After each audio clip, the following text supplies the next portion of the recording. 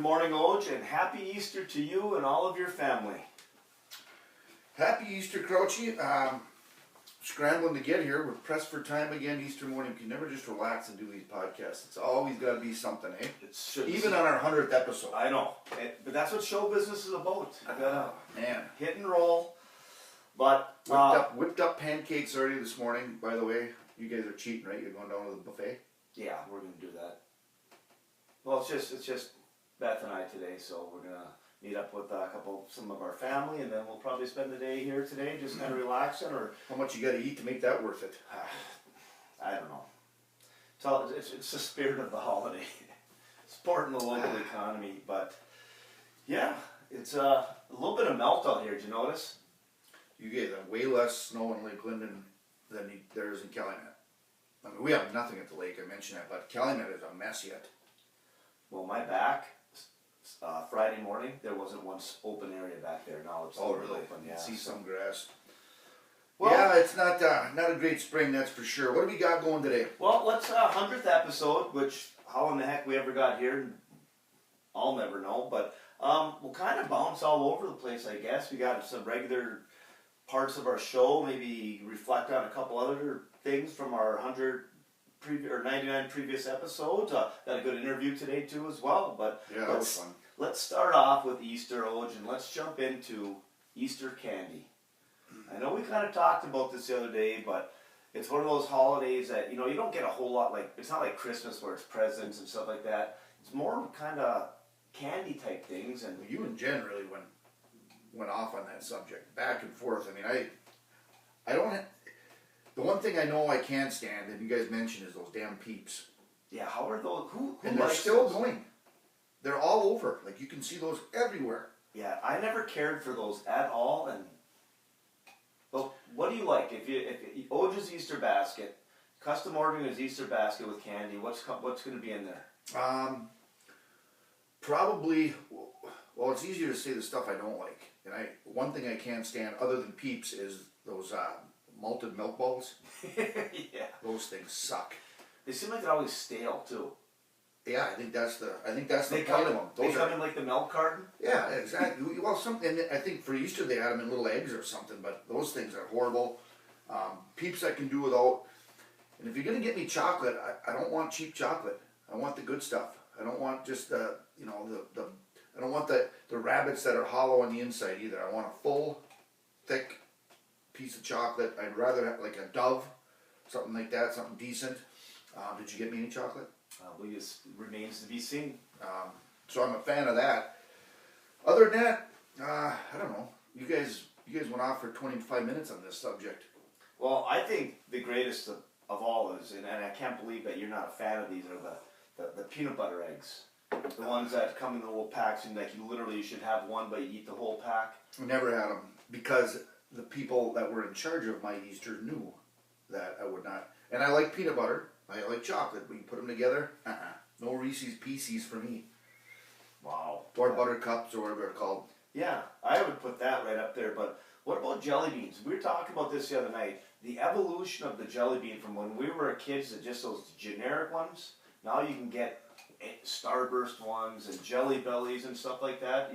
Jelly bean fan? Yeah, I am. And I like the fact that it's kind of a mystery when you put your hand in a bag and you see there's 80 flavors or 40 flavors and you're not sure what you're getting out of there. So, I mean, yeah, back in the day we had the black one, the red one, the green one, whatever else, right? Yeah. I like jelly beans. But what about this lightning rod? Because there's a lot of people that you either love black jelly beans or you hate them. I like black jelly beans. I like the black anise flavor. Oh yes, anise. We got to the bottom of that too. You're pronouncing that correctly. Could you spell that? Those, I like black licorice. I like the black jelly beans, so I can do it. But I wouldn't go out of my way. Like if I got to buy licorice, I'm going to take the red over the black. But I can eat that flavor. Okay. You? I'm a licorice fan, to be honest with you. Do they still sell nibs? Remember you used to get the little bags of red nibs? Those were good. Yeah, they were good. The other thing I'm not a real big fan of too of Easter, those chocolate eggs with the cream on the inside, like the yolk. Oh, like are they caramello eggs or what? Yeah, they're supposed to be like come out just for whatever. I mean, there was a cream and a yellow. You got to thing. peel the aluminum Yes, wrapper yes. off there. Not a fan of those either. But What about the big fudge egg? That's solid. It's solid. It's good chocolate. that's what I just said. Like a dog, but you're talking egg. Like the big, they become in the big egg, and like you got to like chop it up. You can't eat. You can't just sit there and eat it like a block of cheese, like George. It's got to be cut like actual Yeah. fudge, eh? Yeah. So those are good. Let's move on to another topic that I've got some feedback on. Boy, that was quick. I thought we'd spend another 20 minutes talking No, about I think the fact that you don't like Reese's peanut butter eggs for Easter kind of bothers me. Do you But guys do hard-boiled eggs and we used to, we used to do those. The kids would color them color them on? and stuff like that. But as you can see, we don't have any kids in our house today. Plus, eggs are like $13 a dozen, Yeah, aren't they? that's a whole nother. Anyway, Let's kind of jump back to the Masters, Oj. I guess we did not bring this up, and some people asked about it, but but I didn't know. I had no idea this took place. Jose Ballester, the amateur golfer that walked down the hill and took a whiz in the The creek. hell did he think it was the Zik tournament or I what? I don't know, but the guy, the golfer, and apparently they obviously have porta johns all over the place, or maybe they have real restrooms, but he didn't know, and he had to go, and he went down the hill and took a pee, and apparently he took some backlash for it. But so, Oj, what's your stance on peeing at a golf tournament? He's my favorite golfer of all time right now. I love it. I absolutely love it. What else is he supposed to do? I mean, who knows where you're at that course? I don't see a lot of porta johns hanging out in the, at Amen Corner at the Masters. So you got to do what you got to do there. I mean, there's people all over the place. You'd find one of the big Georgia pines, I guess, but I'm all for it, and I have no problem peeing wherever I need to. I am not shy with that at all.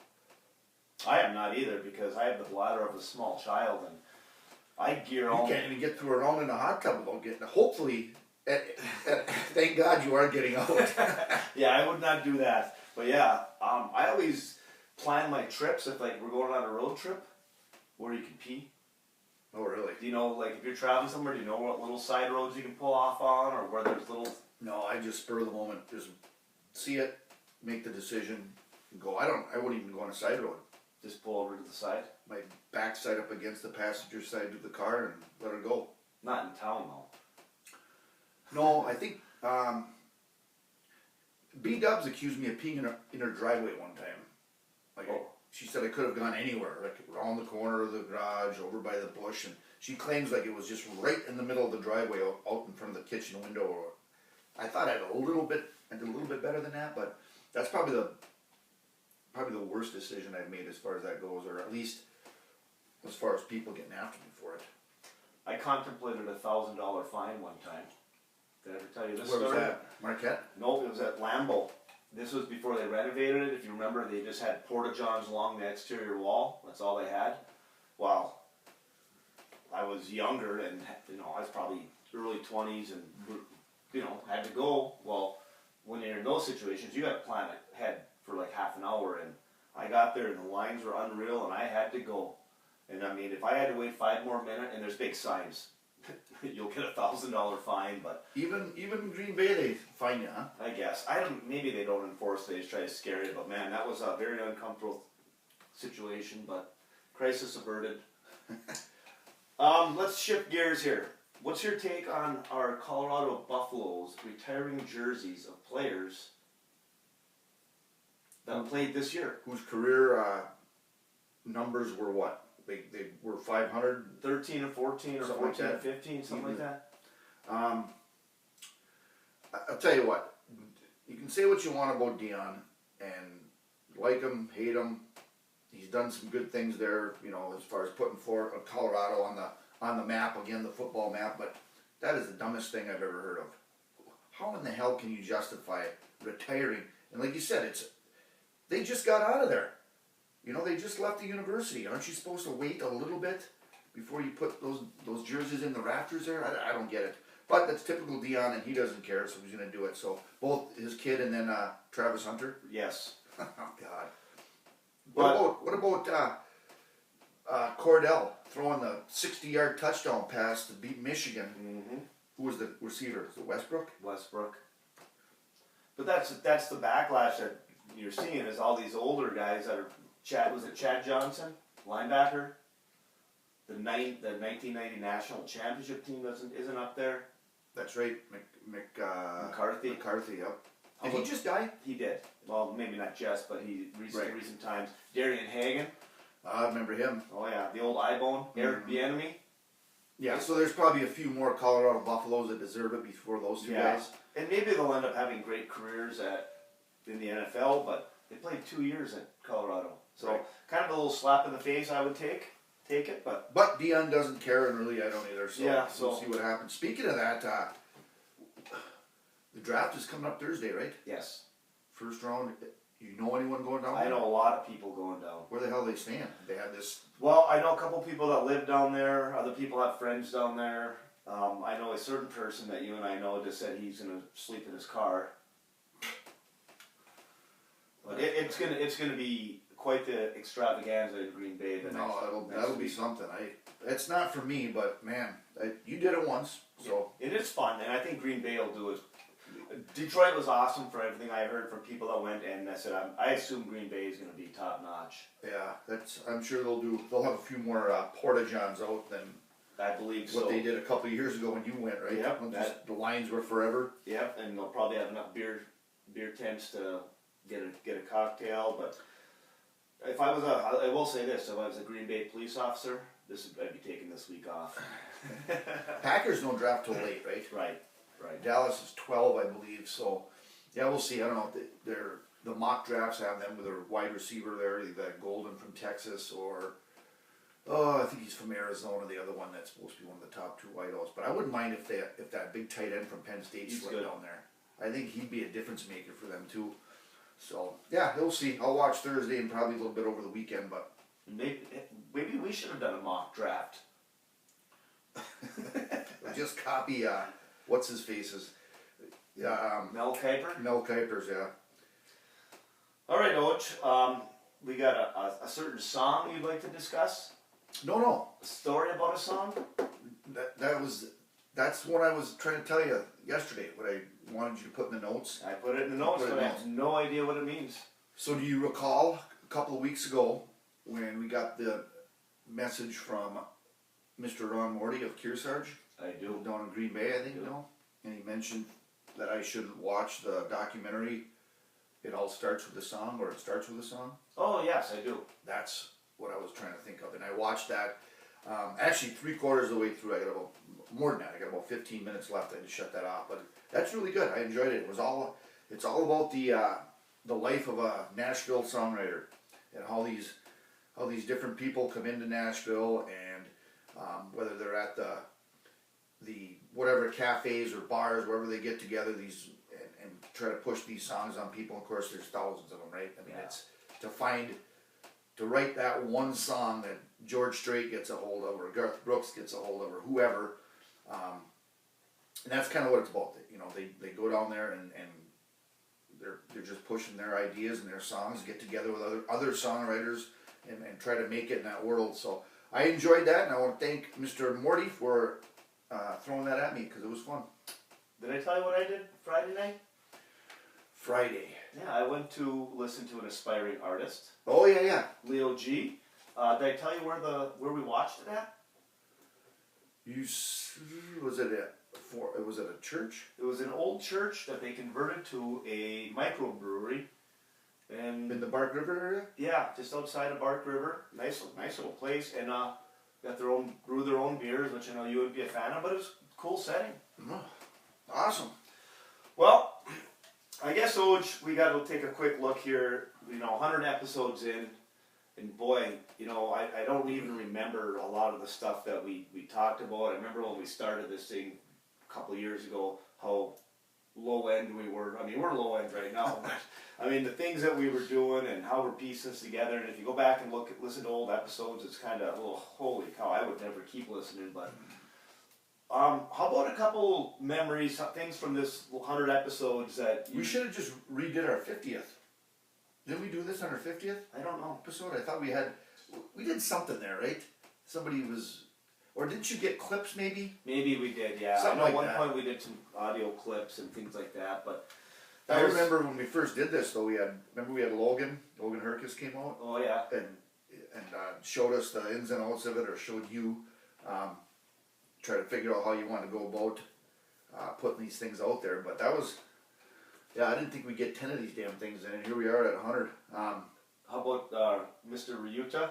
Oh yeah, he did the music for us. Yeah. Well, the first couple were just off the speaker or something. These little cheap mics holding the phone to it. Yeah, we didn't do justice to those first few songs, that's for sure. But yeah, that was those are the old days, and now we've advanced to this. We have, and I think we'd be remiss if we didn't talk about great moments on this pod and all the different attempts to sabotage our podcast by the Bucks and Booze podcast. Yeah, that was well, at least two, right? And then were they? What happened this past week too? Was there something? We should be a little bit careful because we did get a nice gift. We did, and that gift was delivered to me in a rather interesting location, which we probably should not disclose. But you know, George roofing us and getting us hammered, and then telling the stories like the bike ride part of it. But they did many things to try and sabotage us.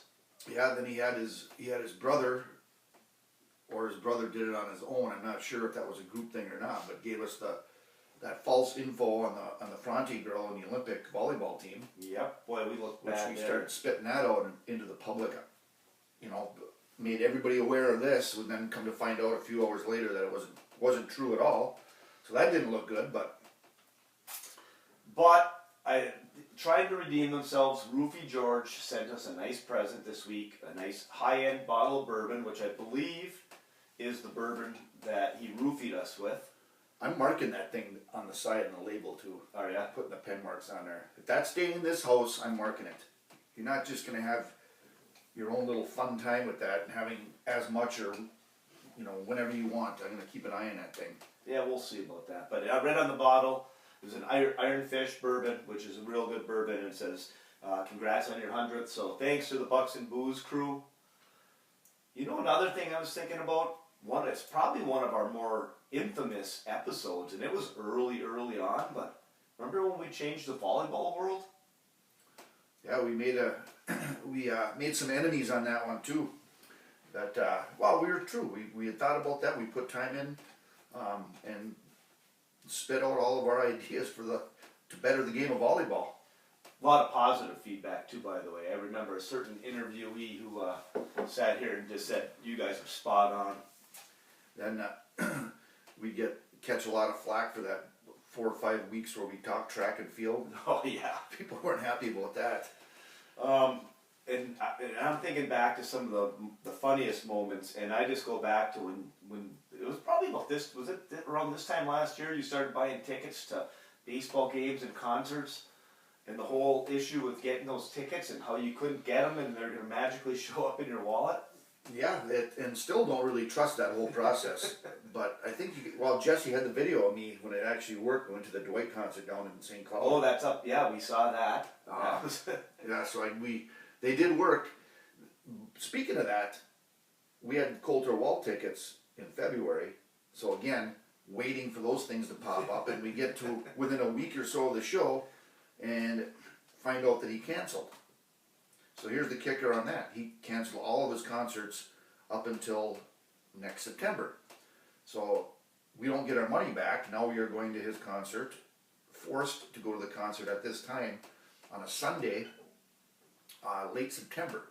So again, now I'm expecting somehow, some way, the tickets that were supposed to be magically appearing on my phone in February are going to magically appear there in September.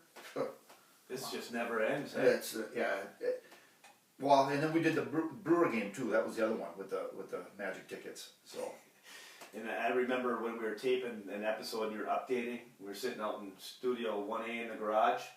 Remember that? We were taping it, and I just I knew the story, and you still made me chuckle. And I took a mouthful of coffee that didn't make it down to my gullet. But any other great moments, funny things? How about when you were going to be a ref?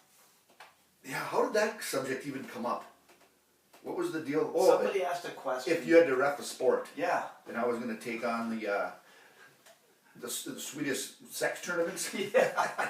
Yeah, that was, well, all I could do was offer. That thing didn't go very well, if I remember right. I think it got canceled right away, Yeah, probably for obvious reasons. Boy. We had that fun time too in the car on the way back from the tech football weekend. Oh, Downstate when you had your stupid microphone off the whole time. we taped the whole episode while we're driving across the UP, and then one of the mics didn't work, so you can barely hear it. But my clipboard banging around all over on your dashboard, driving you nuts. Oh yeah, that was actually a pretty good episode. But other than the fact that sounded like you were on the roof of the car. Well, we got some feedback from a lot of people here too. Let's take a little bit and let's look at our boy Ed from Waukesha. Good to hear from him again. Yeah, he obviously put a little bit of time and effort into his analysis of our show. Do you want to read the positives? I will. The negatives. I'll do the positives. You do the negatives. All right. This is quite the. Yeah, you guys get comfortable if you're not already, because this is going to take a while. He put more effort into this than we did for. He actually carried the whole show here with this. Yes. So these are the positives. All right. So Ed goes, boys, congratulations on 100 episodes. I never thought I'd ever see the day. Jumping right in, here's my assessment of positives and negatives, along with a few highlights. So this is a nice little report. So positives, okay? LTL's very consistent with selections. Thank you. The bourbon episode with Roofy George, Yeah. apparently it was good. Crouchy's bike ride in Marquette, that was a 2-week. Mentioned numerous times. Coach Regal on the pod. Ass kisser. Jake Witt's journey. Calumet's offensive line. Is that the people we've been talked to? Probably the big puss. The episode driving back from a football game with a horrible mic, episode 35. Just which I covered didn't that. know that, which episode. Kevin from the high rent district colliding with a deer. That was a good video. Nobody was hurt. Maybe the deer. JV Sports. Finding out where 12 hours of Mackinac City was to stop off and have a brew. That was actually a pretty good. You're welcome. Oge's Cheaters. Got him today. Yep, probably 2 pair. Kino Auto Body on Pine Street.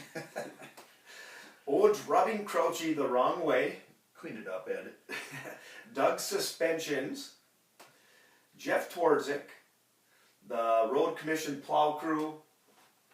And the Blue Notebook. Yep. So those are things that Dirty Eddie thinks are positive. Hard to argue any of that, really. Yeah. And then his list of negatives. Negatives. Once again, get comfortable. He starts this off. Matt from Normal's bland questions. Normal Matt. Bland questions. Please put more thought into your question. Too much similarity to Jesse from Appleton. B-Dubs. Sensitivity to criticism. Toughen up. Uh-oh, that's going to create a little bit of a stir there. More animosity. David W. referring to himself as the wizard. Well, for the record, he never really called himself that. He just, when he changed his name from the Shores Menominee, I kind of maybe threw the wizard in. But we'll still blame David W. for that. Jenny from Bootjack's driving. Why is she getting hammered on by him? Well, you ripped on her when you're coming back from spring break. Really? Yeah. Anyway. Oge recording LTL in the bathroom with an excessive echo. I never did that, but he's been one to mention like this echo on the. Was that when we had the different thing? I think it was a different setup. I don't know. Shane Burkhardt. Can we get what? Travis who? The choir? Decuier? Travis DeQuire? Yeah, I got nothing on that one. Maybe that's a recruit. Is that a player that he wants? I got nothing for you. Oge's attention span. Yeah, it ain't here today either. The transfer portal. He apparently doesn't want us talking about that anymore. Whack job. Ooh. Dallas Cowboys. Yeah, let's move on from them. Crouchy's politically correct stance to the pod needs more edge. It's a family show. Caskin Flag and Dwayne for standing him up in Boston. Not happy That with is that. well, that really isn't our fault though. No. We brought them together. They did get together. Then they went down and weren't able to meet. So now apparently they're back on the rocks. Dan from Awanago. Tav, also known as the Silver Fox. Beth turning 50. Not a fan of that, apparently. Not nearly enough listener guests. The time you had Jesse on, you told him when he could and couldn't speak. Underwhelming. I don't think we ever did that. I think he was just shy. Crouchy shutting down pee-pee wapping. Well, his mom is upset with that. Yeah, but if this negativity continues, Eddie might get his pee-pee whapped. How about Jesse's obsession with Coach Burkhardt? A little sick of that too. Stebb's lack of snorkeling in Jamaica. Well, it'd be a lack of snorkeling everywhere now. Yes. Poor guy. We'll add that to the next episode. Studio 1. Is that where we are today? That's where we are today. What the hell you got against this place? Your inability to get Parlay Pete on the pod consistently. All gambling talk has ceased. It's not easy to get in contact with Parlay Pete. Yeah, especially when his computer was done for about 2 weeks, so there's no texting, because he texts me through a computer, not on his flip phone, right? Right. So he doesn't go get a new, he ordered a new cord and a new something to get that back, but he is back online now, so maybe we'll get him on here again. Sauna talk is extinct. Why? Because it's boring? Remember we taped this pod in the sauna one morning? Yeah. Maybe I'll tell that story again about Uncle Gus in the top row with the 6 other guys. And the Twig and Burial. Just in case they missed that episode. B-Dub's overall attitude. There's going to be some fire coming now. Reading LTL ad after the song. He doesn't like that. So he likes the new format. Yeah, apparently. Those stupid duets on Listen to Lyrics. Stop it. Well, that's... In all sincerity, he says, thank you both, mostly Crouchy, for dedicating time out of your week to make the 10 of us laugh. We all have shit in our lives that pop up. At least the last 5 months have been tough. I really enjoy forgetting just for an hour and laughing with you both. So here's another 50 episodes. Not sure if OJ has 100 more in them. You're pretty accurate on that one. Well, thank you, Ed. It was well thought out. Yeah, that's a lot of effort for him. You know, the other thing was just somewhere, I don't even remember what episode we started getting into, but we started doing the interview things with people, and that's been a good thing. I think that's really why people tune in, is to listen to those. And, you know, going back through that, we got that list here. I mean, I've been keeping track of them, and we've had quite a few people on there. But remember the beginning when we were just talking about great moments? Yep. Those are some good ones there, too, hey? That was kind of a cool thing, and you know, probably would have turned out better if we had done those later on and a little bit more tech savvy and stuff like that. But and I know we got a question about about our interviews and stuff. But just what are some that jump out at you as far as doing interviews with people and maybe learn something, or just it was? I don't know. And do we, when we first started this,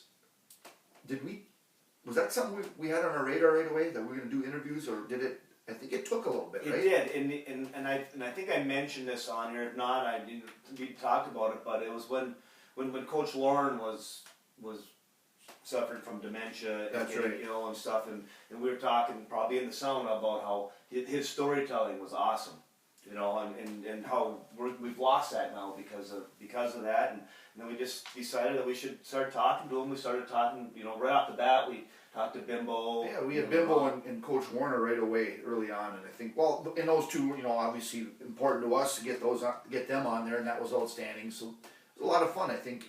And was Bimbo our first?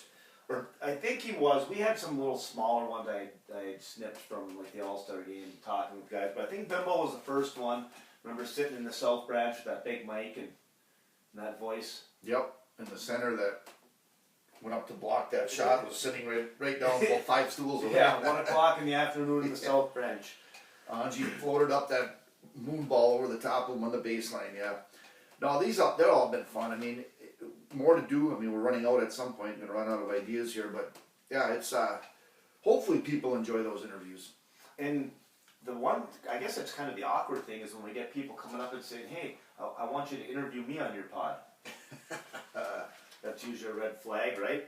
But a lot of good ones. And again, if people have suggestions, not demands, and we've talked, again, we're at the point in our life where we're old, so some of these guys are like our friends that we grew up with that have, you know, coached or achieved other things. But we'll get some more along the way. And again, we'll look at that a little bit more later in this episode. Copper Country Sauna is the premier sauna builder in the Keweenaw, led by two brothers-in-law that share a passion for saunas and want to provide custom saunas to the Copper Country residents. When you're ready to throw some water on the rocks, visit our website at coppercountrysauna.com or give us a call at 906-281-9427. I threw some water on the rocks last night. You did, hey? Yeah, it was nice. And I heard some loud screaming and hollering from the rental property right next door through the trees and cedars there, you know? Yeah. Little barrel sauna. That's where I usually go take a pee. I'm thinking somebody attempted to go in that lake. Oh boy. Night. Yeah. Coming from just the words that I heard out of their mouth when they were splishing and splashing down there. But so anyway. Well, we'll hit Crouchy's Corner today, which has kind of been where we've been doing these interviews, and we got one today, and this one was fantastic. And really, the only when we started doing interviews, and got talking with Coach Burkar, and that relationship's been great for the pod. I know a lot of people in this area that like to keep up with them. But one of the things has been we've had the post-game interviews that we've been pirating off the Learfield Network, and the voice that people hear is Mitch Strohman. So we sat down with Mitch the other night and just talked a little bit about his background, connections, and just sports in general. And boy, that was fun. It seemed like one of those guys that obviously you had chatted with him before, but by the time we were done with that, it's like I knew the guy for 15 years, Yeah, he could probably take a sauna with us. Don't you? Got that great radio voice too. He does. That's unlike us. He's got that voice. So let's hear from Mitch Strohman. All right. Well, thanks for joining us tonight, Mitch. Joining SS3TP, voice of the Lumberjacks, Mitch Strohman. Many people don't know your face, but all tens of our fans have heard your voice with your post-game interviews with Coach Burkar the last couple of years. And where we got to start here, Mitch, is we got to ask you, have you ever actually listened to this podcast? I have actually, and I'm afraid to say that I'm added to your tens of fans. Maybe now it's 20s of fans. I don't know, but yeah, all the way out here in beautiful Flagstaff, Arizona, all the way out in the western United States, west of the Rockies.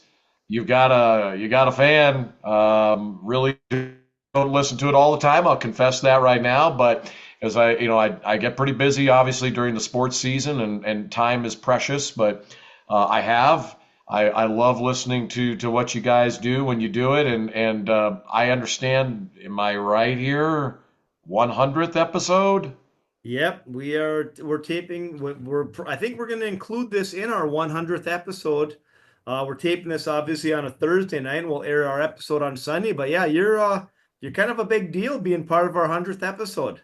If I'm a big deal to be on your 100th episode, then we got to talk offline about how we can get you guys to elevate a little higher than that, because I'm not sure if that's a good thing or a bad thing, but I will say this: I am deeply, sincerely honored and humbled to be a part of what is your 100th episode. I think that's a great milestone. Congratulations, by the way, on that. You were just lucky to stumble upon it, Mitch. That was it.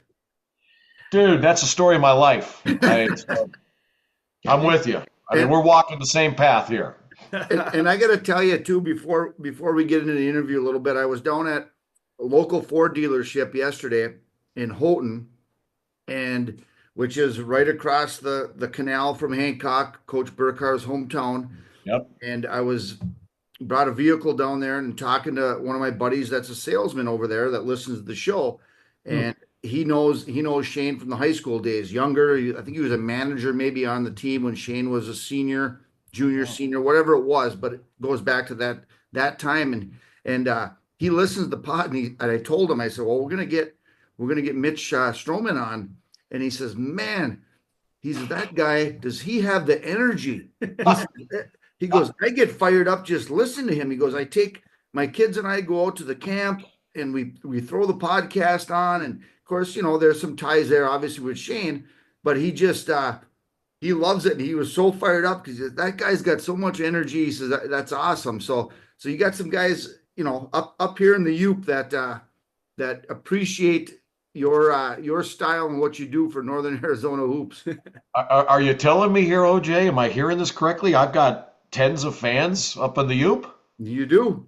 Oh, you literally have made my millennium right there. That's terrific, and I'm again, it's an honor to join you guys and do it via Zoom like this, and kind of let folks see who I am. And I'm sorry it's not much, but hey, here it is, and this is exciting. And as I think anyone who has heard me, because you do the post game interviews with Coach Burkar, and I'm a humongous fan of Coach Shane Burkar. I just this has been 6 years of an absolute joy for me as a very long time voice of the Lumberjacks to be able to work with Shane.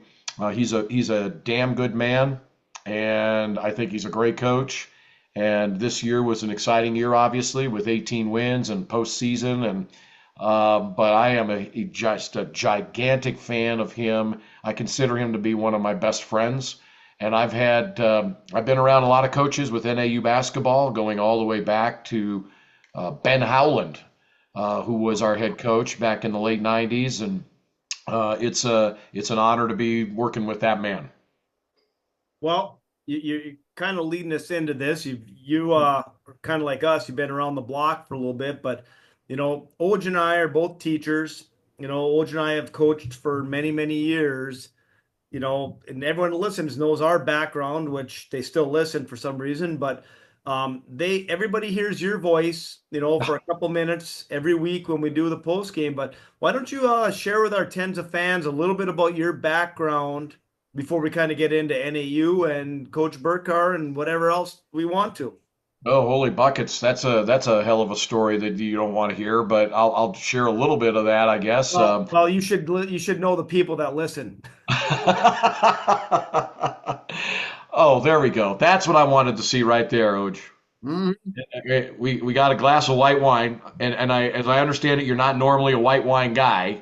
But again, if I'd have known that you were going to have a glass of white, I would have had myself a brandy old fashioned and joined you, and we could have imbibed together here on Zoom. But maybe next time. Let me know. Let me know if we're doing a Zoom interview during cocktail hour, because I'm good for that. If I could do it over again, I would have made an old fashioned, because I'm capable of doing that too. So.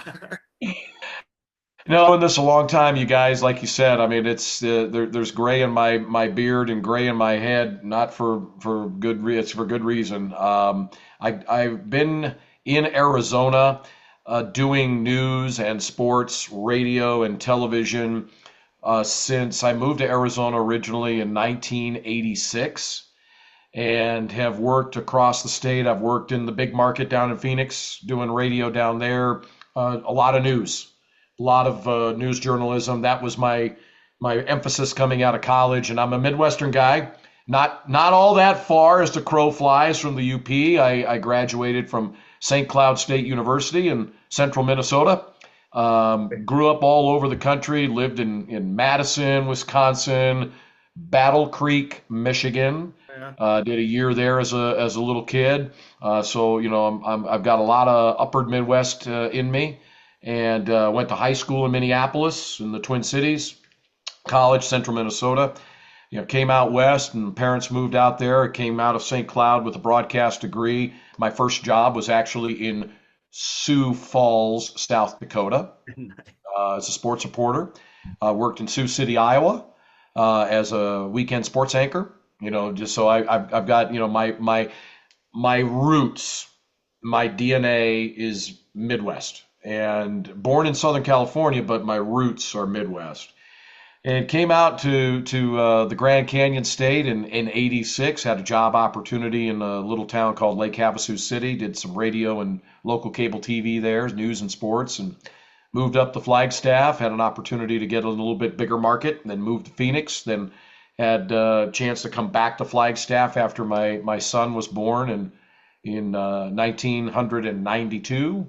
And been in Flagstaff basically for roughly about 35 years now, and had an opportunity to do my very first NAU play-by-play on local cable TV in 1991.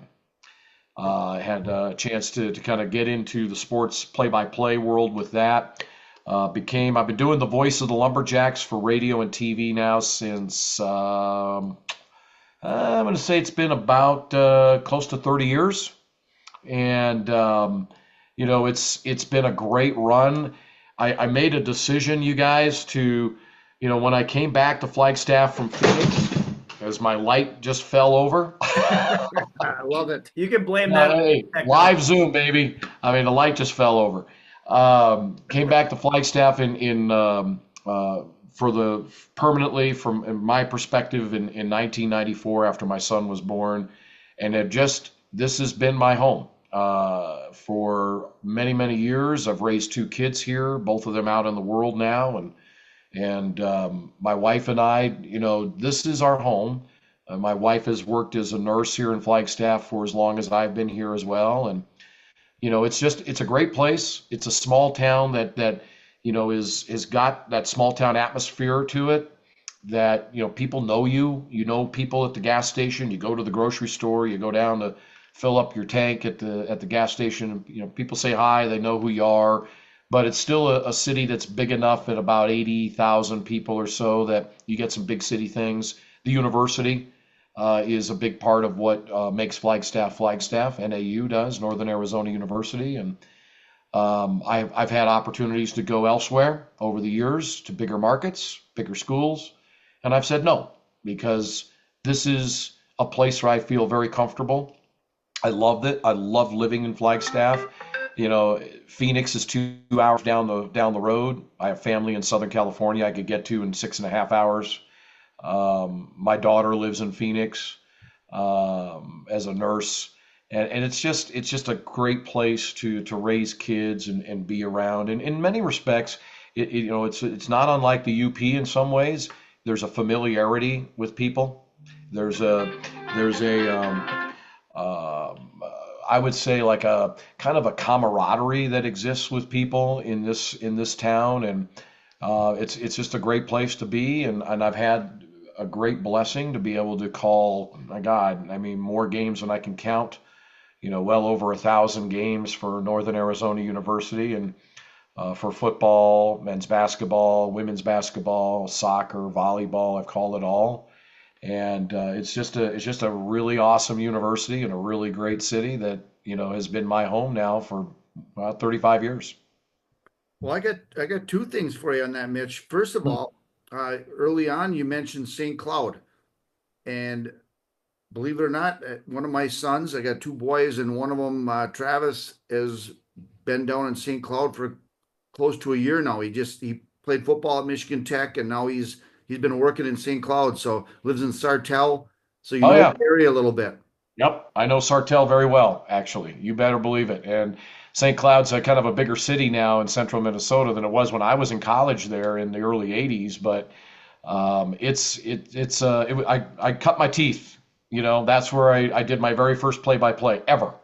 Was for the SCSU Husky baseball team. And it was just it's kind of a weird and kind of a cool story if you want me to share that. I mean, I went to college initially.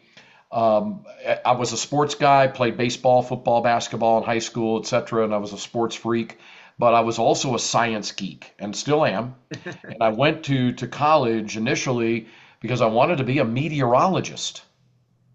And I wanted to be the guy at the National Severe Storms Forecast Center talking about Hurricane blank, bearing down on the Florida coastline. And, I was a total science nerd, still am.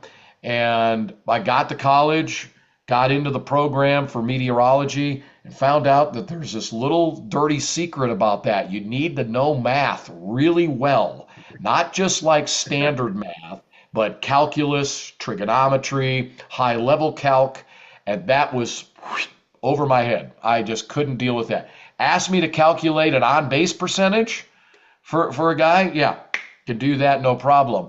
But upper level calculus, no, not a chance. No. So it was like bubble burst, boom. And I was, in college, big sports guy, played a lot of intramural sports, ice hockey, everything, the whole bit. And I was roommate with a guy that worked at our campus radio station. And I'm in the dorm room on a Saturday, and the phone rings. You know, it was a phone back then that had the rotary dial on it. No cell phones didn't exist. And I got phone rings. I pick up the phone. Hey, it's my roomie. He's at the station. He says, "Hey, Stroh, we got a major problem here. Our guy that does play-by-play for the Husky baseball team on our campus radio station, he is sick. And I know you know the team, you know all the guys, you go to all the games," which I did. You know, I go to all the games. I loved it. Huge baseball fan. He goes, could you fill in for him this afternoon? And I'm like, what are you even asking and talking about here? And he goes, no, I'm serious. And I go, I don't know how to do any of this stuff. He goes, no, it's okay. We have a guy that goes out, he sets up the equipment, he'll show you how to do it. It's really easy. He'll give you some scripts of things you got to read and blah, blah, blah. And he goes, I know you could do this. Help me, do me a solid. And it's like, okay, all right, I'll do it. So I go out there. I have no idea what the hell I'm doing, but I know baseball, and I know my team. And so I brought my scorebook out because I like to keep score games. When I used to go to Twins games, I'd bring a scorebook with me and my baseball glove, so I can catch a foul ball and keep score. And so I brought my scorebook out. Went out there, he showed me how to put on the headset, turn this on, dial this thing in, do this, push this button, blah, blah, blah. Say this, and here's your clock, and here's, I'm like, okay. And I freaking loved it. It went great. It was like, at first I was scared, absolutely, and I don't know if I can say a bad word, but I was scared shitless. I mean, I really was on this. You're allowed to. Yeah, I mean, it was like, I can't believe I'm really doing this thing. And first couple of innings, I am just like all over the place. I don't know what, I'm so nervous. But once I settled after about the first half inning or so, I got into my groove, and it went great apparently because my roomie, he's like, "Oh my God, Stro, this was great. Hey, he's going to be sick, I think tomorrow. Could you do the next game?" And I'm like, "Okay." And next thing you know, I'm like, I'm changing my major.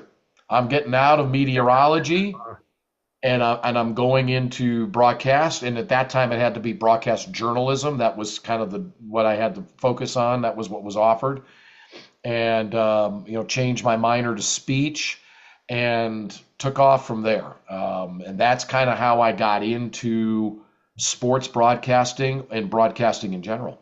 Well, and now you just wiped out my next question because that was it. But but before Andy comes up with another one, Crouchy's got some more for you here. But I had this in my notes, and I've always loved the exact same thing you're talking about. I listened to Bob Uecker since I was 10 years old.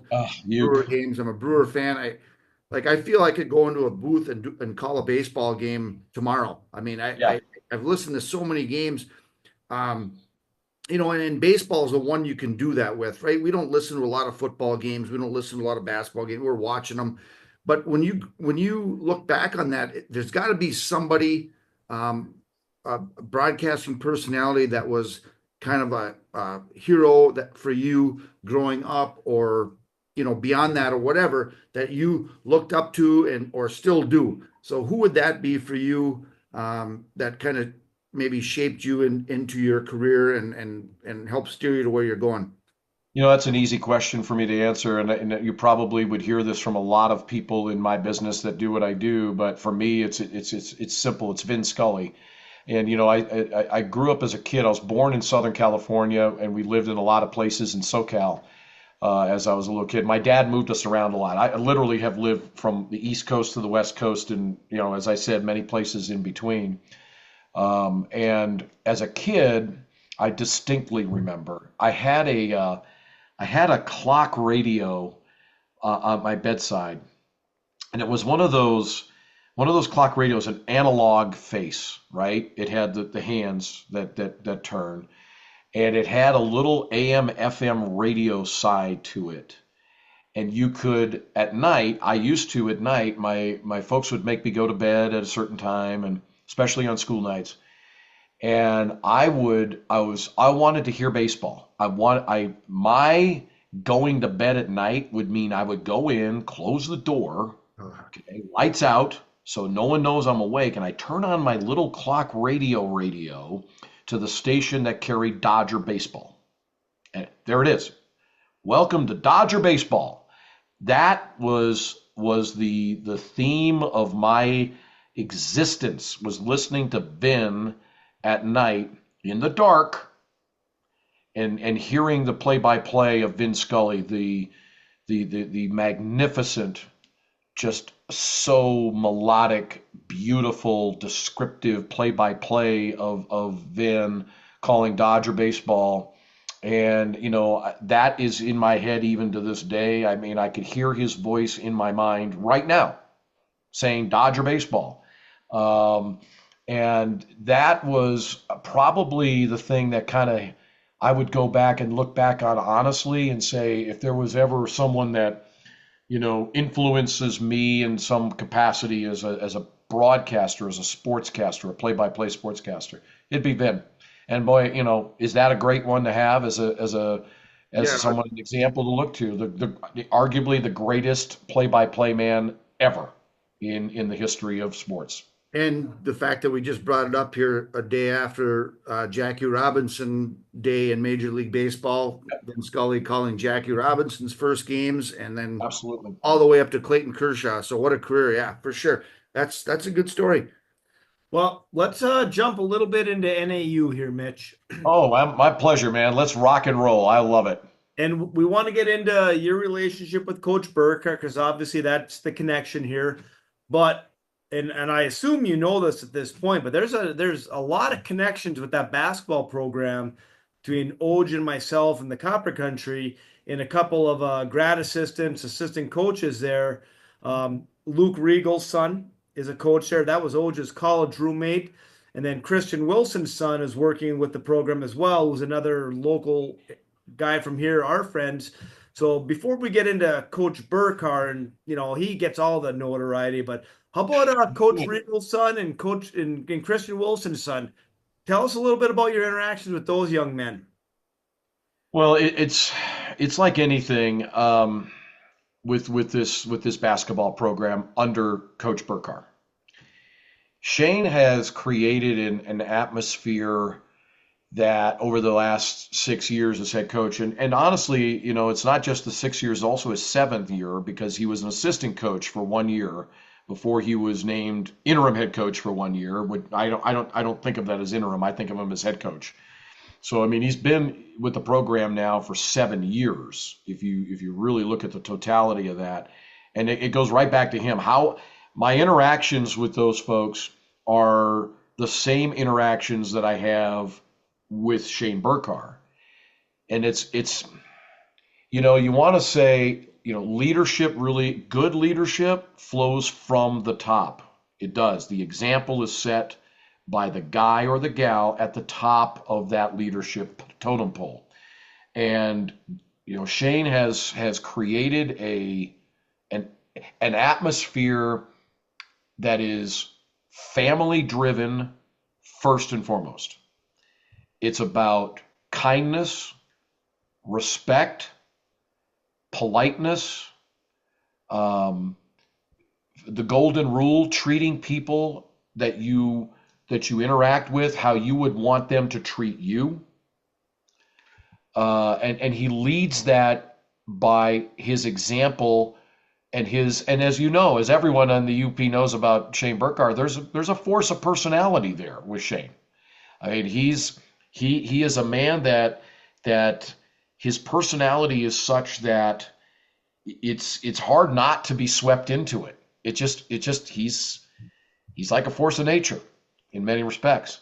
So those interactions, and all of them are positive. All of them are fun. I just love the guy. And I would walk over hot coals for him or his coaches or his staff, and would do anything they asked me to do. I mean, honestly, as long as it's not doing something illegal, obviously. I mean, just to be clear, so we're not making there's no confusion out there about what I just said. That's where we come in. That's where you guys come in. I expect you to be there for me and have my back.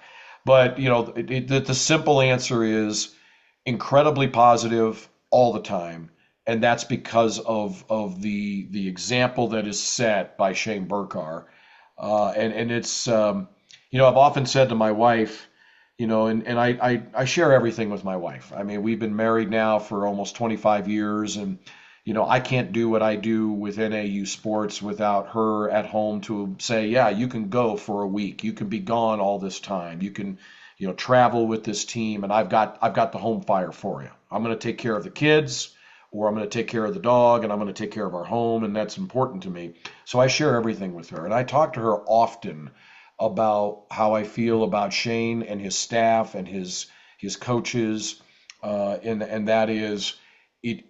As I get older, and I am a senior citizen now, that's just a fact of life. I mean, I'm a member of AARP, just like the rest of us ARPers, and it gets harder to travel, especially with basketball, because the time away is long. The travel in the Big Sky Conference, and I talk very openly about this. It's not easy travel. The footprint is gigantic. The budgets are not big. We have to travel sometimes in long flights and middle seats and overcrowded flights, long bus rides, sometimes very long, and it's hard. The older you get, the harder it is to do that. And it's every year it gets a little bit more difficult. It's more taxing on me physically. It's more taxing on me sometimes emotionally because I'm so passionate about NAU basketball. I want them to win every game so much for those players and for those coaches and staff members.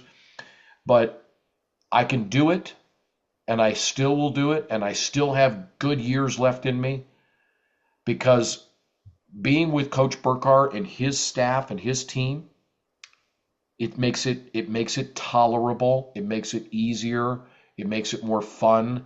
I can deal with the hardships of long and difficult travel because I'm with those people. They make me feel young at times, truly, and I feel very blessed about that. So to answer your question, a long answer to a short question, nothing but positivity, nothing but good stuff, and I'm thankful for that as the voice of the Lumberjacks for as long as I have been. So Mitch, I got one more for you here, and I hope you got more than one for me. Come on now. Well, we only got 10 minutes left on our free Zoom. What? Oh, okay. Let's roll then. Let's go. Rapid fire. Maybe we'll have to get But a I- second one going, but I'm like you in a lot of ways in the, obviously never went into broadcasting, but listened to Euchre as a kid. Oh, you That was my deal. We from about 8 years old, the '82 Brewers are my first love, and great from team. there. But I've always pictured myself, if I could do things over, I would have tried to go into broadcasting. Hmm. And I've always thought baseball was the sport, to call a baseball game. It's different, obviously, calling basketball or a football game. Everything's different. So if you could, somebody gave you the opportunity right now to say, all right, you can go call one of your favorite professional sports teams or a game, whether maybe it's not even one of your teams. If you could go call an NBA Finals or anything like that, if you had that opportunity, what would you call? That's a great question, Oj. That really makes me have to think for just a second, but we don't have a lot of time, so I'm not going to think too long on this. I'm a Kansas City Royals baseball fan. I mean, just this way, I went to middle school when we were living in Kansas City, became a huge, George Brett guy. I went to Royal Stadium in 1980 when they went to the World Series and lost in 6 to the Phillies. I went to almost every single game during the regular season and sat in the right field bleachers for $1.50 a game. Okay, this is in my freshman year of college, and it was Royals. That's a passion for me still. I'm a huge Chiefs fan because I grew up also doing that and loving the Chiefs. If I had to pick one thing, holy cow, man, that would be tough. I mean, it might be. It could be the Royals. I would love to go back in time. Can I use that as an answer? Yeah, I'd love to go back Royals Cardinals World Series. 1980 Royals. George Brett's year where he touched 400 in September. I was at the game, a double against the Indians. He's standing on second base. The scoreboard, flashes. George Brett's now hitting 401, da da da da da, and he, raises his hands up, takes his helmet off, and salutes the crowd that year. That year, Brett, incredible MVP, 390 batting average, incredible UL year. Washington with the toothpick hanging out of his Yeah, mouth. UL Washington with the toothpick. I mean, that year going to the series, it was such a heartbreaker losing to Pete Rose and the Phillies in Oh, Philly. six. Yeah, I said Cardinals. Yeah. And I would love to go back and call a baseball game at Royal Stadium during that year. I knew those players so well, it wasn't even funny. But I guess one of my dreams would certainly be. I mean, I would just bucket list beyond bucket list calling a Final Four game. I mean, that for basketball. I mean, just I've only called two NCAA tournament basketball games in my life, one with the men, one with the women at NAU, and I would love an opportunity to do that again, even just to call a first round game or a first four game in Dayton. That'd be fine. I could die happy with that. A football game? Hell yes. I would love to call, I mean, what my God, Kansas City Chiefs at Arrowhead. Any football game with the Chiefs would be Pat Mahomes. Give me a break. I would kill to do that. But an NCAA tournament game or a Final Four game of any sort would be amazing. I would love to be a part of that atmosphere as a play-by-play guy. Well, if your partner gets sick, give me a call. You got it, man. You got it, Oj. So Mitch, I got a fun fact for you, and I don't know if you remember this. In my house, I have a big shot glass collection, and right I love in it. my shot glass collection, I have a baseball from the 1980 World Series. Shut up. My grandmother's brother lived in Kansas City, and my grandfather brought that back and gave it to me when I was in kindergarten, preschool, whatever. And when we moved, that was in a box that I almost threw away, and I have that right at the house right now. I have a ball from the 1980 World Series. That is awesome. I've got the official World Series program from 80. I've got the official World Series program from the 83 World Series as well, 86. Those type of things, I can't get rid of them. I mean, that's stuff that drives my wife totally batshit crazy. That I have boxes of that in the attic. I got old Sports Illustrated magazines, old Sporting News. Because I used to subscribe to all those even when I was a kid, and of course my parents paid for it at that I time. got a question for you, Mitch, and Old Sure, talked about this. At sure. what point in your life are you able to throw away your old Sports Illustrators? Is that a thing? Are you allowed to, or do you have to keep until you die?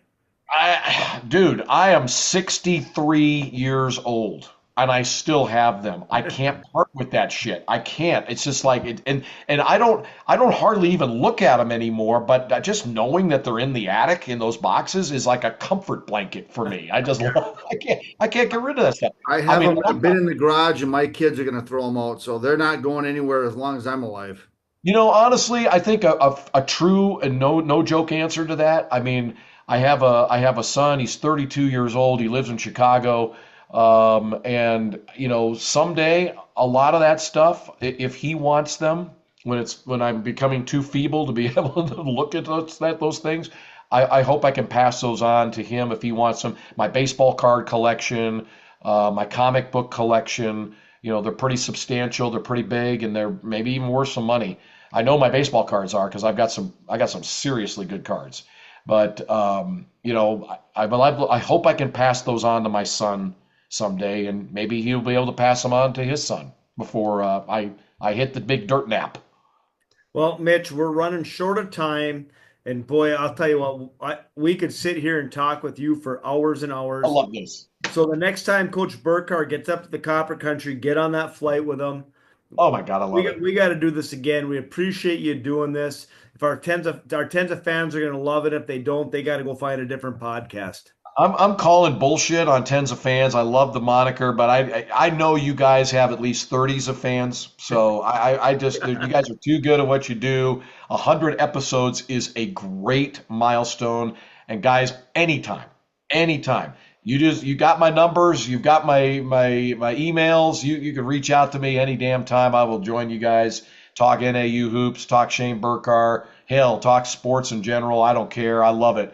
Let's rock and roll on that stuff, and it's an honor, honestly. Thank you for letting me of all people be a part of your 100th episode. That's just kind of insane on your part. You need to drink a little bit more. Maybe you haven't drank enough yet tonight, Oj. Listen to episode 39. You'll find out we shouldn't drink. Hey, You guys are if I awesome. can give Thank you you. something to watch here, Mitch, before we're done, I just finished, speaking of baseball, I just finished a documentary they had in the 82 Brewers. Oh, 82 Brewers, such a good base. Oh my God, that was a You great can, team. How you about can, that World Series against the Cardinals, huh? yeah, you can, it's called, Just a Bit Outside off of Euchre. He was obviously Mm, involved with it. It's phenomenal. So that's you'll awesome. enjoy it. I mean, as a Brewer fan, I loved it, but look that up and see if you can watch that. You'll enjoy the hell out of it.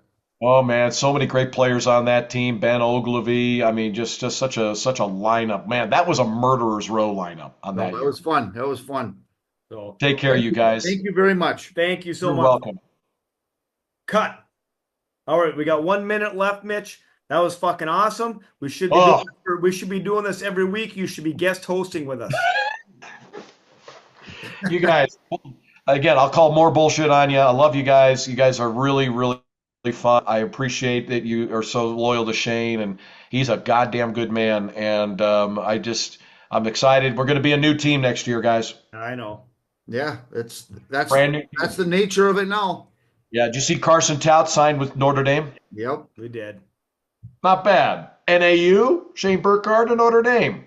I like that. Yeah. You guys have a great one, man. Sorry you got snow on the ground, but we're getting 1 to 2 inches on Friday, All right. so Hey, next time we do this, we're drinking. you got that right. In fact, I'm going to drink right now. I like where you're. Nice to meet you. Good to Thanks. see you guys. Good. Take care. See ya. Yeah. Okay, bye-bye. Located 8 miles south of Lake Limit on the Bojack Road, the Dreamland Restaurant is your choice for great dining. Family owned and operated for over 100 years. Whether you're in the mood for their Mexican Monday specials, burgers, pizza, or Friday fish fry, Dreamland is your next stop. We got a couple listener questions, and then we got some other things that people just sent some comments and stuff. But should we start with normal Matthew? Sure. In his bland questions that sound like Jesse's. He says, "Greetings, gentlemen. Should steroids be allowed in baseball to make the game more exciting? There would be more home runs, fights, and more explosive plays. And the more explosive plays attract fans that are on the fence. As far as watching the games, also, gentlemen, how will the NIL affect college football over the next 5 years?" Normal Matthew. Uh, I think we talked about steroids, right? The baseball and well, they got the screwy bats now. That yeah. I haven't heard a whole lot about that after the Yankees took batting practice on the Brewers in that first Yeah. series. Bad timing for the Brewers. Hey, if he's not a baseball fan, a baseball traditionalist, then maybe he should watch that other league. Remember we had that on what's that league they play with all those screwy rules? Oh, the Savannah Bananas? Yeah, maybe that's a little more his speed right there. I would go to a game. I'd go watch that once. It's kind of like the Globetrotters, I guess. Those would be tough to listen to on the radio. Oh, those yeah. games, right? It wouldn't Yeah. have the same effect as watching it. Yeah. I am just fine with baseball exactly the way it is. I don't know. I don't need more home runs. I like a 1-0 win or a 3-0 or a 3-1 loss like the Brewers had last night against Oakland. Are they even Oakland anymore? I don't know. Aren't They just go by the Athletics now, or what is their deal? I think so. I saw the Brewers lost last night. But there's so much more advances in strength training and supplements and stuff like that. I think we're long past the day where you take the steroid needle and shoot it in your hind end, right? I think Probably. so. I'm fine with it just the way it is. As far as NIL, it's obviously changing things. We are nowhere near qualified to make that prediction. But What I think, we mentioned with college basketball too, the panic right off the bat is going to be because we had all 4 number ones in. Is that going to forever change the tournament? Same thing with football. How are those? How many teams going into the college football season next year, 2 years, whatever, legitimately have a shot at the national championship, right? You could probably eliminate a huge pile of teams, and I'm sure that's a little bit because of the NIL. Certain teams are going to have that. They got the money. They're able to get whoever they want to get, which is going to take teams like, say, Iowa, or I'm just using them as an example. I don't know if Iowa will be able to compete with some of those other teams. So can they win a national title? Whereas 4 years ago, they get lucky on the tables in the Big Ten. All of a sudden, they got a shot, right? So I don't know. I'm a little worried about that. Well, and plus we saw the holdout in college football with that nonsense at Tennessee last week. Yeah. Did he sign anywhere? I'm hearing UCLA. Was it UCLA or USC? One of the schools out in California. Yeah. But the one thing, and you and I both talked about this on previous episodes, and that is that there's a good chance you'll see those Power 5 conferences just no longer part of the NCAA, right? It's basically going to be like professional. I mean, with the money that is trading hands right now for players and. Yeah. Well, I mean, and you don't have to go any further than Michigan to look at it. I mean, Portnoy from Barstool, he just went out and said, hey, we got to get a freaking quarterback here. No offense, Davis Warren, but we got to go and how in the hell is Underwood, who's a Michigan guy, going to LSU? Well, we'll take care of that. Barstool flips $3 million or whatever it was to him, and next thing you know, he left his commitment. He's in Michigan, so crazy stuff. And did you see the Gliac quarterback from Ferris? Oh, great! Yeah, I did. And he's good. He's the real deal. Trinidad Chambliss jumped in the portal recently, and he just signed with Ole Miss. Is Kiffin there? Yes. Oh, he is such a little weasel, that guy. But I guess there's one thing he's going to get an opportunity on the Power 5. Yeah. So I don't know. I don't know where the NIL is going. We can speculate, but I guess at this time next year we'll probably have a better idea, or maybe we won't. All right. Garrett from Fairfield is back. Out of all the episodes, what is your favorite interview from Crouchy's Corner and favorite LTL? Congratulations on 100 episodes. I don't know. We had a lot of fun with those interviews. And I guess it wasn't even really an interview, but when we had guests on the pod with us, guest hosts, I thought those were fun, having a third person to BS with and add something a little to it. We had the Bucks and Booze, with George on twice, I think, right? I think we had George a couple times. We had Jesse on. Poisoned us once, didn't poison us. Then Jesse was on there. I think Coach Burkhardt did one with us too. Oh, with Jesse, we only signaled certain times that he was allowed to talk. We took the mute button. So those are fun. I enjoy that stuff. And I think on the second part of that, favorite, listen to the lyric. Boy, I would say if you just go back to those first few that I did, that's when I'm coming up with a song, whether it's the first week or second week, back in those days when I was thinking about that, those were big time songs for me to be playing on this podcast right away. Not that these other ones are, watering down the whole thing, but those were, I think Loving Her was easier. Chris Christopherson, Poncho and Lefty was early on. Some of that stuff are just classic songs, and we should probably go back and do those over so we're not holding them by the stupid microphone. Well, I'm gonna, like I said, I don't even know half the songs that you put on here, but I'll go with Poncho and Lefty. That's a classic one. Interviews, I think we mentioned, we're talking with Bimbo Cottle and Coach Warner, and then doing the crossover with Coach Warner, Coach Solani, and Coach Gibbons about that 84 game of the century. Yeah. That was good. Man, they all were good. They really were. I liked, talking with guys that you haven't seen in a long time, just BSing a little bit. The Bill Santilli one was a good one there as well. There's another one I was thinking of too, but I can't. It's escaping me right now. But yeah, let's just go with those ones, I guess. But yeah, that's a good question. Good question. I guess all of them. Probably one of our best interviews was the one that never. Oh yeah, yeah. You get into that the one where when we were doing it old school and the Wi-Fi kicked us off. But Crouchy and Oge, happy Easter to you and your tens of fans. Congratulations on your 100th podcast. The over/under Vegas line on the number of pods you would complete was 21 and a half. Yeah, not bad. Coincidentally, that is the same number of times that Oge passed the ball in his high school career. Whatever. Probably. I had the confidence in you two and was probably rewarded with $5 in winnings.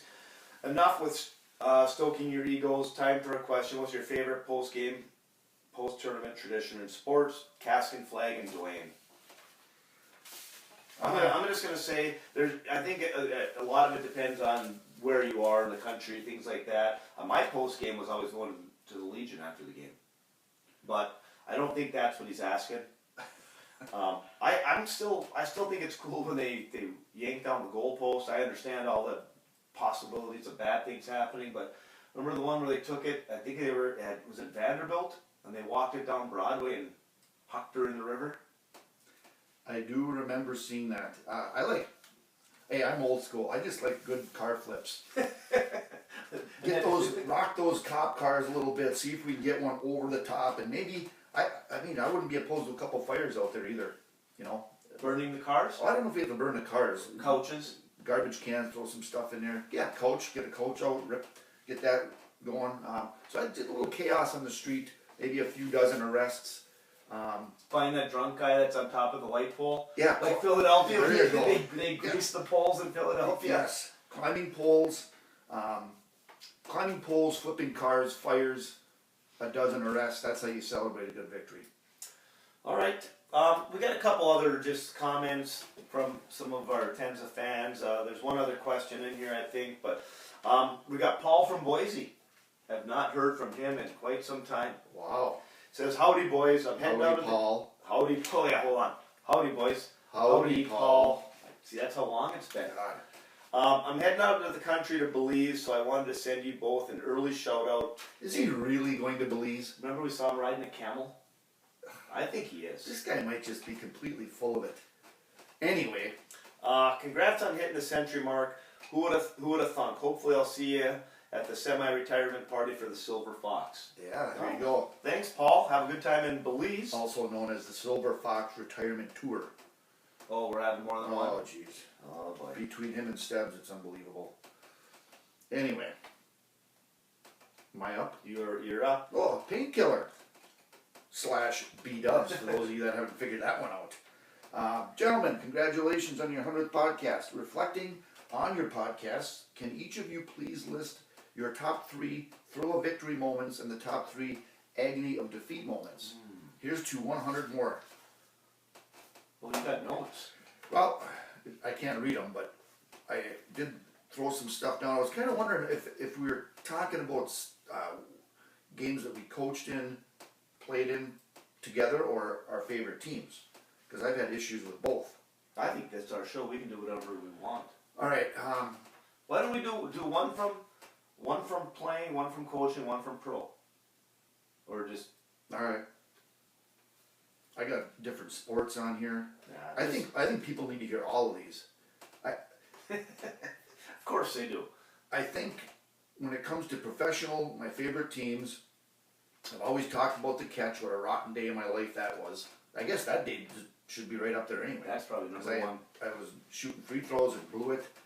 Crying behind the ice machine. Yeah, exactly. And then Everson Walls couldn't knock the ball down from Point Clerk. Anyway, the catch that was tough, but I don't know. And then that stupid rule in Green Bay there when you guys stole that game from us, Des Bryant. You just gotta catch the ball. Bunch of shit that was. You just gotta catch the ball.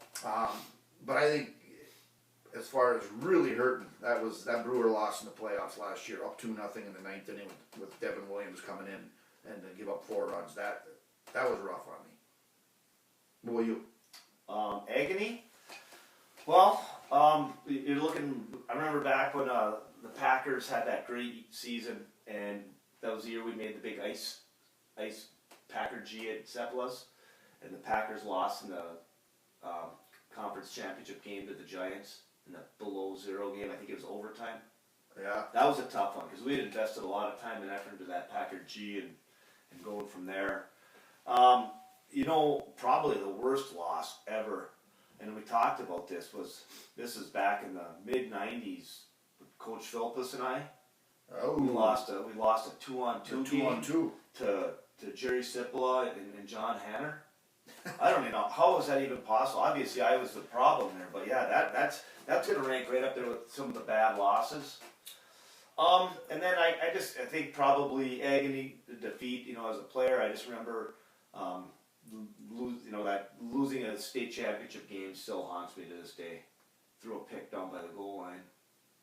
Bad day. Yeah, hard to shake that, I would say. Coaching wise, in football, the last 2 years I coached, we had that really good team, Matt and Trav's senior year, and then, we're able to beat Westwood, which winning that playoff game against them, beating them the second time was about as high as you can get. I mean, that was just a phenomenal win to be coach that team, your kids on it, and win that game against a really good Westwood team. Then to follow it up, and we just completely, how and why I'll never get it, but just totally laid an egg in that regional final game against Traverse City St. Francis. That one sucked because your season's over, and then your kid's career's over too. So that was kind of tough. And then the following year, I don't know if it gets any worse than the game that we had to win to go to the state semifinals, and we didn't play particularly well, but lost that Maple City Glen Lake game at home. That one I think about, not every day, but close to it yet. Are those your thrill of victories? No.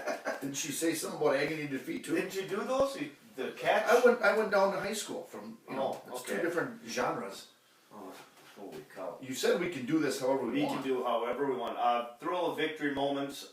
2 of them come to mind right off the bat, and that goes back to that one of the best games I've ever been a part of when we beat Hurley. I think it was 2009 down in Lake Limit, 100-degree day.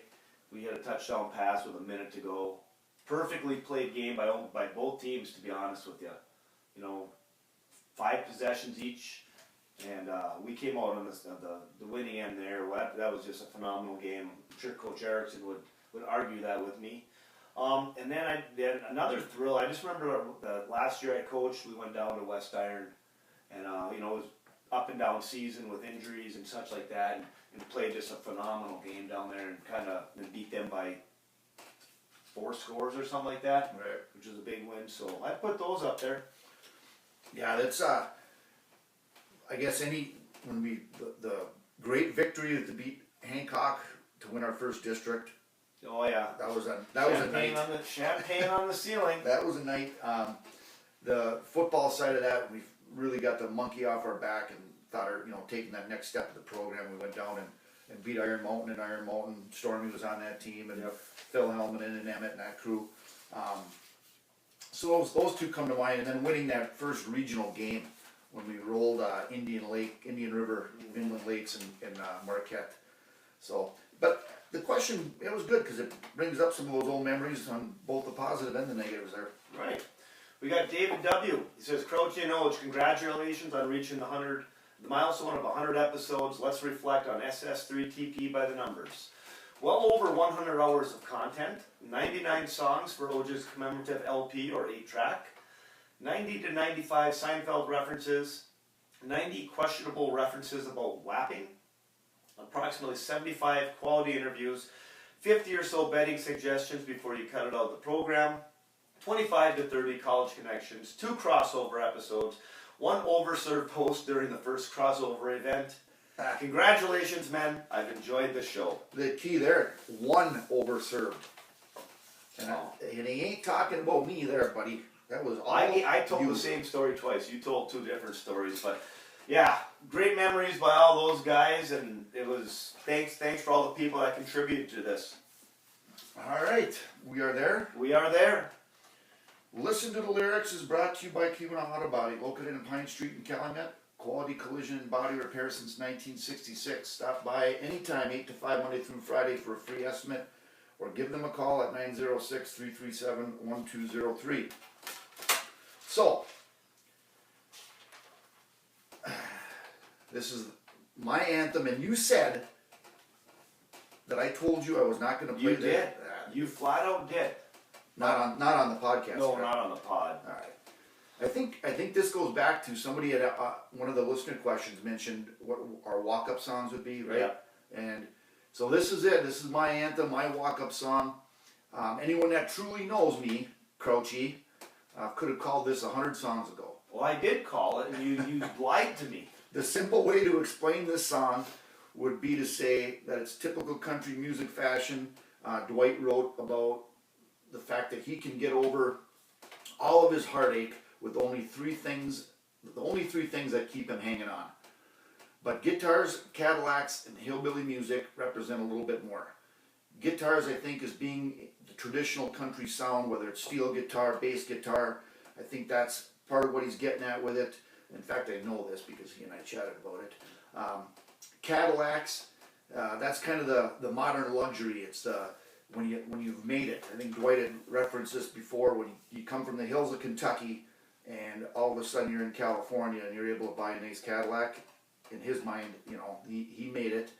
And then hillbilly music, I think that just it pays reference and homage to the working class, and it's kind of where the origins of country music came from. The old Tom Joad Road, right to Wrath, right? The Dust Bowl and all those people coming to California. So for Dwight, he made it. And this song, 1986, when this album came out, my all-time favorite song by my all-time favorite singer. So guitars, Cadillacs, and hillbilly music. 100 episodes in the book, Oj. Good to take a little stroll down memory lane and celebrate our mediocre accomplishments. And now we're on the every other week schedule, just to remind you. So we're off next week. Hey, speaking of that, Ed also had a question this week. Mentioned you got to quit cutting those songs off. I can't. Why? It's copyright police have been whapping my pee-pee. No. Yes. I want to see proof of that. Okay. What are they going to do? Fine us? Or send you to jail. One of the two. I'll fill you in off the record. Really? Yeah. Yeah. So that's unless we get. They send an email? Let's just put it this way. I've spent a lot of time fixing things this week. So we're doing the best we can with this right now, and Maybe we're getting that big. I think we are. I mean, we are 100 episodes in. We're getting in trouble. I like it. Yeah, we're kind of rebellious in our old age now, hey? All right. Happy Easter. See you, Oj. Talk to you later, Crouchy.